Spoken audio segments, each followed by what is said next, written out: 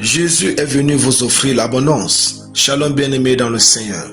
Notre méditation du jour s'intitule Jésus est venu vous offrir l'abondance. Nous tirons notre texte dans Jean chapitre 10, le verset 10 qui nous dit ceci.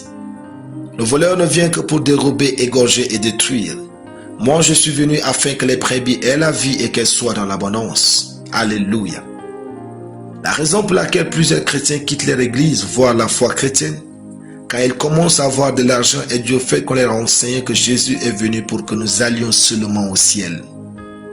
On ne leur a pas assez appris à vivre leur relation avec Dieu dans la richesse ou dans l'abondance. En venant dans ce monde, Jésus nous donne son agenda dans le verset du jour. Moi je suis venu afin que les brebis aient la vie et qu'elles soient dans l'abondance. Jésus est venu pour nous rendre riches selon Dieu et nous faire manifester sa vie abondante sur la terre. Le paradis n'est pas la priorité de la venue de Jésus, mais la finalité. Malheureusement, beaucoup veulent aller au ciel en fuyant les responsabilités terrestres, mais il n'en est pas ainsi. Paradis est le lieu de repos pour ceux qui ont travaillé et manifesté la vie de Dieu sur cette terre. Nous voulons que vous sachiez que c'est la volonté de Dieu que vous soyez riches et dans l'abondance dans ce monde, sans connaître le manque. Quel que soit votre destin ou votre rêve, il vous faut des ressources pour le concrétiser avec Dieu. Quelqu'un a dit, l'évangile est gratuit mais pas l'évangélisation. Il est donc nécessaire de rassembler des ressources matérielles et financières pour faire une évangélisation à grande échelle.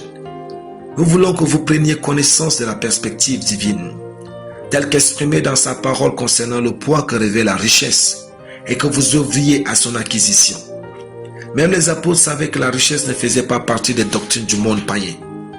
Le frère de Jésus, l'apôtre Jacques dit, « Écoutez mes frères bien-aimés, Dieu n'a-t-il pas choisi les pauvres aux yeux du monde pour qu'ils soient riches, en la foi et héritiers du royaume qu'il a promis à ceux qu'il aime ?»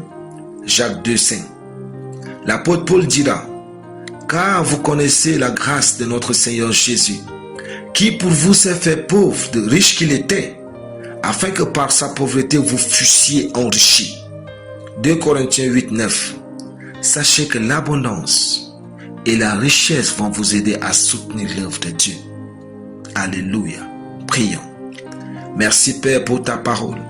Je déclare que je vis la vie bénie, prospère et abondante au nom de Jésus-Christ.